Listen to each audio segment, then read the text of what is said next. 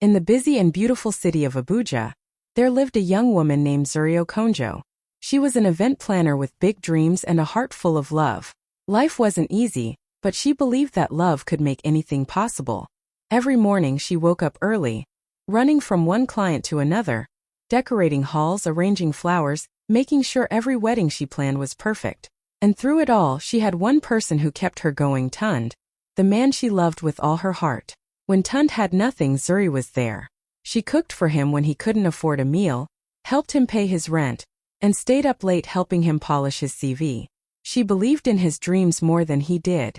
Her friends sometimes teased her, saying she loved him too much, but Zuri just smiled. "One day, all this love will come back to me," she would say. To her, Tund wasn't just her boyfriend, he was her future. She imagined their wedding, their home, their children. She believed love could survive anything.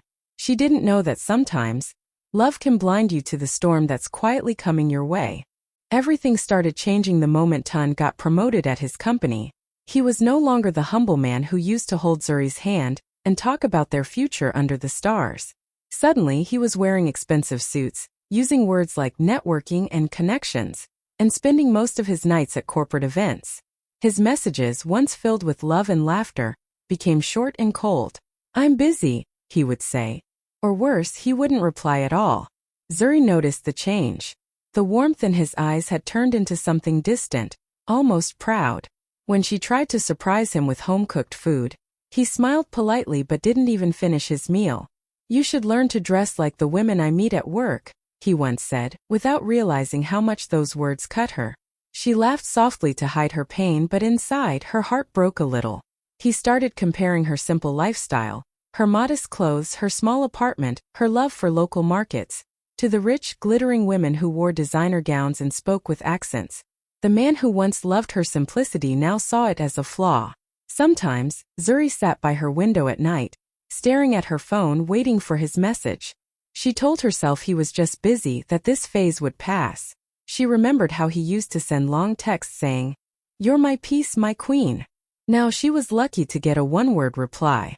Her heart knew something was wrong, but her mind refused to believe it. She still defended him to her friends, still smiled when his name came up, still prayed for him every night. But deep down she could feel it. The man she once knew was slipping away, and she didn't know how to stop him. Then came Madame Leona, the woman everyone in Abuja seemed to talk about. She was beautiful, powerful, and rich beyond imagination. She owned several businesses, drove expensive cars, and always arrived at events surrounded by photographers and admiration. Everything about her screamed success. Her confidence filled every room she entered. And that was the night Tund met her, at a company gala that Zuri had helped him prepare for. Zuri remembered that evening so clearly. She had helped him pick out his suit, even ironed it with care, teasing him that he looked like a movie star. "Go and make connections," she said proudly, not knowing that he was about to make one that would shatter her heart. At the gala, under the soft glow of chandeliers and slow music, Madame Leona noticed Tund. She liked his charm, his ambition, his hunger for more. And from that moment, everything began to change. First, it was little things. Tund started dressing differently, speaking differently, even smelling different, expensive cologne, new shoes, new confidence. Then came the lies, small at first. "My phone died. I was in a meeting. You worry too much." But Zuri could feel the distance growing, like a slow storm creeping into her life. Her calls went unanswered. The sweet morning texts stopped. The plans they used to make turned into excuses. One evening, she saw a picture on social media. Tund standing beside Madame Leona at a business event, smiling like he had found his new world. Zuri stared at the photo for a long time, her heart heavy and her throat tight. She didn't need an explanation. The picture said it all. The man she had built dreams with was now standing beside a woman who had everything she didn't: money, power, and status. Her world grew quiet, not because there were no words, but because no words could describe the pain of watching love slip away, not into the arms of another woman, but into the hands of wealth. That evening felt colder than usual, even though the Abuja sky was full of lights. Zuri had been waiting outside a restaurant where Tund asked her to meet him. She had a small box of his favorite snacks in her hand, puff puff and suya, the one she used to buy when they couldn't afford fancy dinners. She thought maybe he wanted to talk, maybe they could fix what was broken. But when he arrived, his eyes told her everything before his mouth did. He looked sharp in a new designer suit, the kind she knew she hadn't bought. His cologne was strong, his smile forced. "Zuri," he started softly, avoiding her eyes. "You're a good woman. You've been there for me when I had nothing. But I need someone who matches my future." The words hit her like thunder. She blinked, hoping she heard wrong. "Matches your future?" she repeated, her voice shaking. He sighed. "Leona understands my world now. She moves in circles I want to be in. I can't stay stuck in the past." Zuri felt her whole body go numb.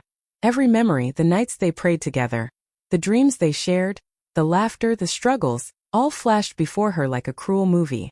She wanted to speak, to scream, to remind him of everything they had built, but her voice refused to come out. Tears filled her eyes, blurring the man who once promised her forever. When he finally stood up and walked away, she just watched him go, hand in hand with the woman who wore diamonds, leaving behind the girl who once fed him hope and faith. The puff-puff box slipped from her hands and fell to the ground. Cars passed, lights flickered, the city kept moving, but for Zuri time stopped. That night, she walked home slowly, her heart breaking with every step. She had loved him with everything she had, but in the end, love wasn't enough for a man who couldn't see her worth. And that was the night she learned sometimes the person you help rise is the one who teaches you how to fall. That night, Zuri cried until her pillow was soaked and her voice was gone. Her small apartment, once filled with laughter and dreams, now felt like a cage of memories. Every corner reminded her of Tund, the chair where he used to sit and tease her, the kitchen where they cooked together, even the blanket they once shared on rainy nights. It was as if the ghost of their love still lived there, watching her break in silence. Days turned into nights and nights turned into endless hours of staring at her phone, waiting for a message that never came. She tried to delete his photos but couldn't. Each time she saw his smile, the tears returned. She stopped eating, stopped answering calls, stopped believing that love could be kind. Even her reflection in the mirror looked unfamiliar. Tired eyes, swollen face, and a heart trying to stay alive. But pain has a strange way of birthing strength. One evening, as she sat by her window watching the city lights flicker, something inside her shifted. She wiped her tears and whispered to herself, "He chose gold over love. Let life show him what shines longer." Her voice trembled, but her spirit didn't. That night, she packed everything that reminded her of him, the letters, the photos, the small gifts, and placed them in a box. She didn't burn it, she didn't throw it away. She just closed it and tucked it deep inside her wardrobe, as if saying this chapter is over. When morning came, Zuri stood in front of her mirror and tied her scarf neatly. Her eyes were still red, but there was something new in them, a quiet fire. Heartbreak had not destroyed her. It had simply awakened her. She didn't know where life would take her next, but she knew one thing for sure. She would never beg anyone to see her worth again.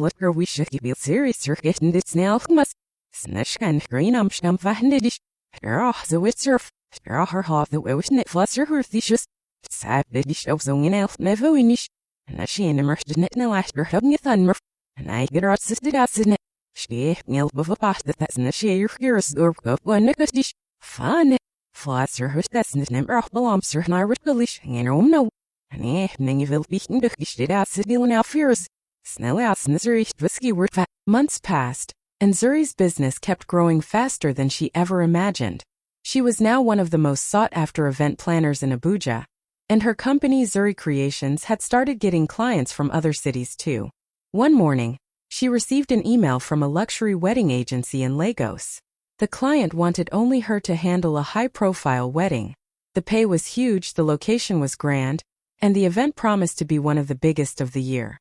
Zuri smiled as she read the details, feeling proud of how far she had come. But life, as always, had its surprises. When she walked into the first meeting at the five-star hotel, holding her design portfolio in confidence like a crown, her steps froze. Sitting at the table across from her was Tund, and beside him, glowing in diamonds and pride, was Madame Leona. For a moment her heart stopped. The world went silent. Tund looked shocked. His eyes widened, his lips parted slightly, as if words had escaped him. Leona, on the other hand, smiled faintly, adjusting her golden bracelet. "So you're the famous Zuri everyone talks about," she said with a hint of mockery. Zuri's throat went dry, but she managed to smile politely. "Yes," she replied softly, "I am." As the meeting continued, Zuri listened carefully, took notes and spoke professionally, never once letting her emotions show. Inside she was trembling, not out of pain but from the power of the moment. Fate had brought her face to face with the very people who once broke her heart, and now they needed her. When the meeting ended, Tund tried to catch her eye, but she didn't look back. She walked out with quiet grace, her heels clicking on the marble floor like a victory drumbeat. Outside, she took a deep breath, her heart still racing. Destiny, she realized, didn't forget. Sometimes it waits, just long enough to let you rise before bringing the past to your doorstep, so you can see how much you've changed. From the very first day of the wedding preparations, Zuri promised herself one thing. She would not let emotions ruin her professionalism. She would do her job, and she would do it perfectly. So she smiled, took notes, and gave instructions to her team as if Tund was just another client. Inside, her heart raced, but on the outside, she was calm, graceful, composed, and strong.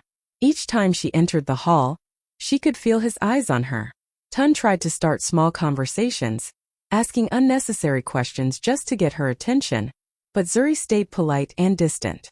"Everything is under control, sir," she would say softly before walking away. Every word she spoke carried quiet confidence. Every movement showed how much she had grown. She didn't need revenge. Her success spoke louder than anything she could ever say. She poured her heart into the project, not for them, but for herself. Every flower she placed, every candle she lit, every fabric she chose. It was her silent message to the world that no pain could break her. The hall looked breathtaking, a royal blend of modern luxury and traditional African beauty. Guests gasped in admiration, and photographers couldn't stop taking pictures. Tund watched her from across the room, his eyes filled with guilt and regret. He saw the woman he had once abandoned, now confident, radiant, untouchable. He realized she no longer looked at him with love or pain, but with peace, and that hurt more than any words she could have said. Leona, however, noticed everything. She caught the way Tund's eyes followed Zuri, and it made her uneasy. Still, she kept her proud smile and whispered to him, "She does her job well, doesn't she?" pretending not to care. But deep down, even she could feel it. Zuri's quiet strength filled the room like music, beautiful and undeniable. In that moment, Zuri didn't need to prove anything. Her silence had power. Her calm was louder than any revenge. She was no longer the girl who cried.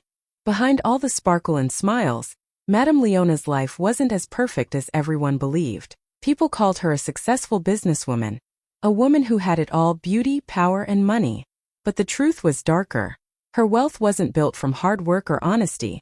It came from manipulation, from using people, from playing dangerous games behind closed doors. She knew how to charm powerful men and twist situations to her advantage. That was her true business, not the company she claimed to own. Tund had no idea. He saw only the luxury cars, the designer gowns, and the respect she commanded. To him, she was the life he had always dreamed of, a life of status and success. He believed she would open doors for him, introduce him to powerful people, and help him climb higher. But what he didn't realize was that he wasn't her partner. He was her next pawn. Leona treated him well at first. She showered him with expensive gifts, took him on trips and made him feel like a king. But little by little, she began to control everything: his finances, his schedule, even who he could talk to. Tun started to feel trapped but couldn't admit it. He had traded love for luxury, and now the price was his freedom. Zuri noticed something strange too. During the wedding preparations, she saw the fake smiles, the tense glances, and the way Leona's laughter sometimes sounded forced. She could sense that behind the diamonds, there was trouble brewing. Still, she did her job perfectly, staying professional. The wedding day came full of glitz and glamour, but beneath the gold there was rot. Guests clapped, cameras flashed, and Tun smiled beside his bride. But his eyes looked empty. He didn't know it yet, but the woman he left everything for was about to destroy everything he had left. Because gold that isn't real doesn't shine for long. And soon, the truth behind Leona's empire would begin to crack, piece by piece, until everything turned to dust. Started slowly, just whispers at first. A few weeks after the wedding, people began talking about Madame Leona's business. There were rumors that her company had been involved in fraud, that money had gone missing, that government officials were investigating her accounts.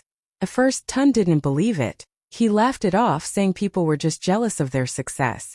But as the days passed, the whispers turned into headlines. News broke across social media. Leona Group under investigation for financial crimes. Suddenly, everything began to fall apart.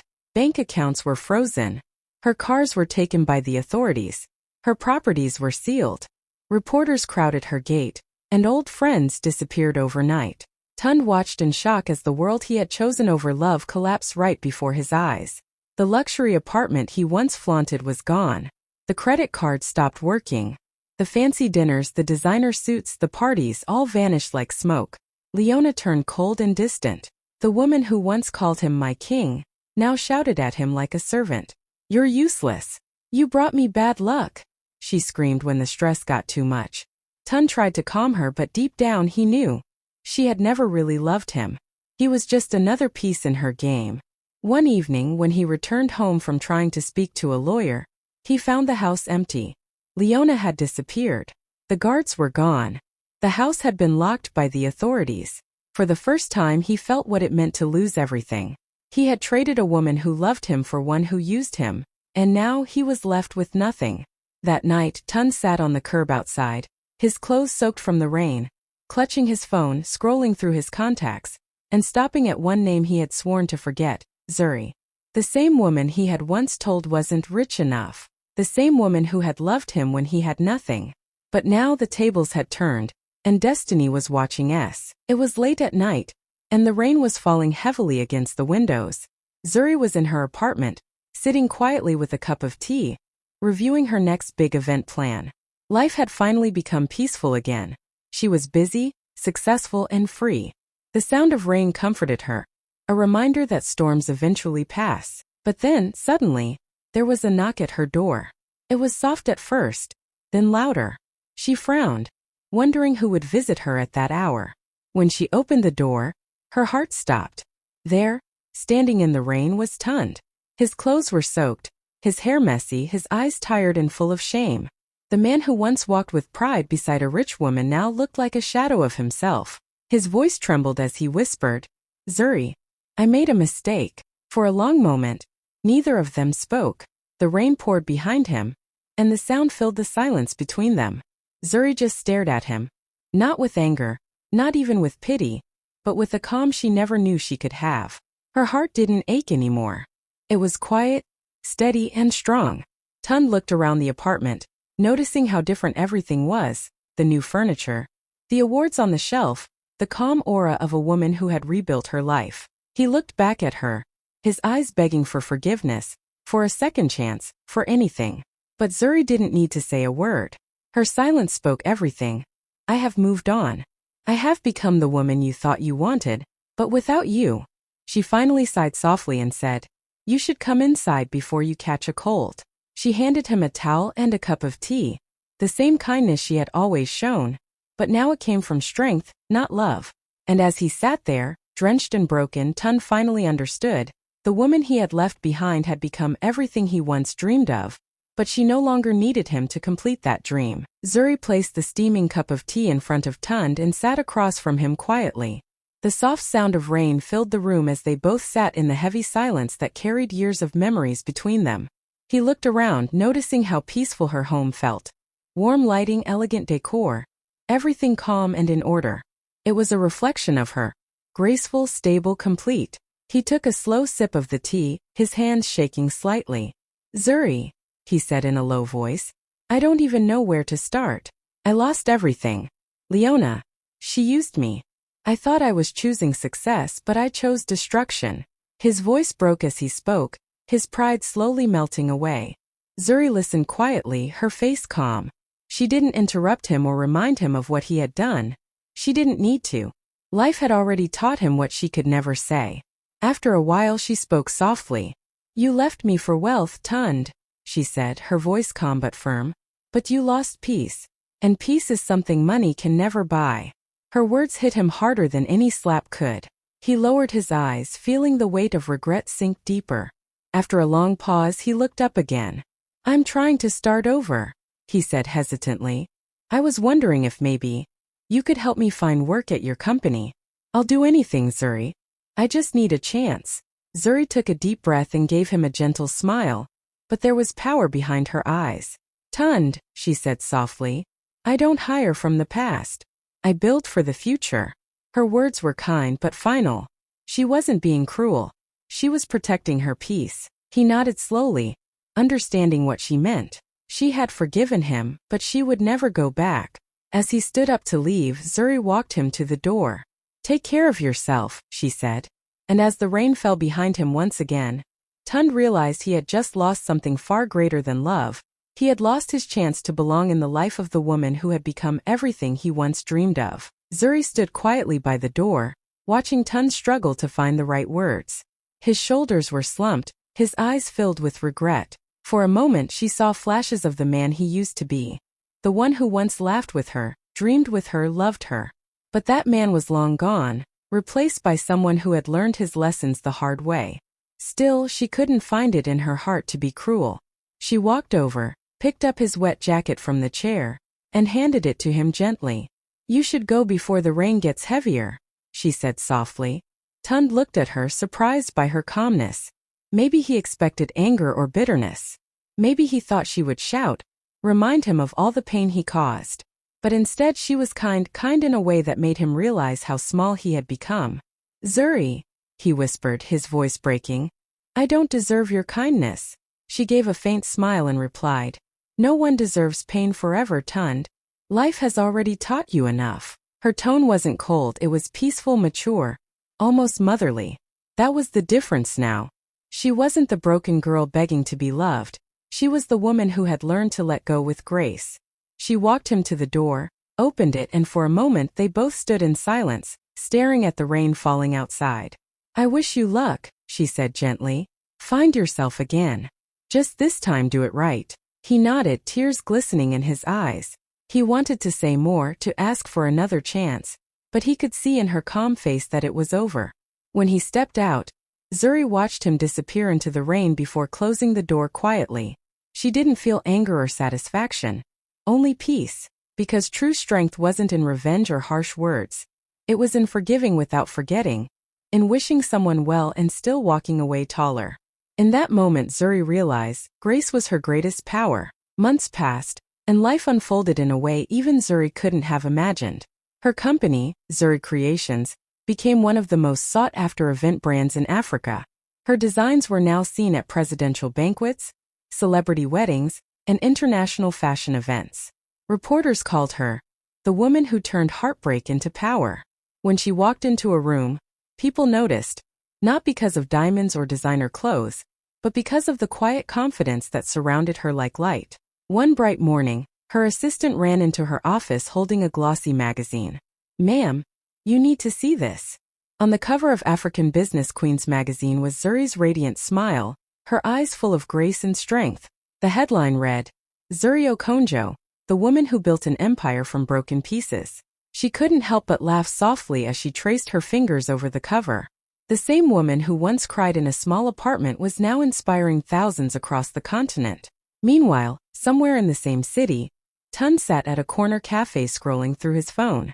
He saw the same magazine cover, his heart sinking as he read the article about Zuri's success. He remembered the words she once told him. He chose gold over love. Let life show him what shines longer.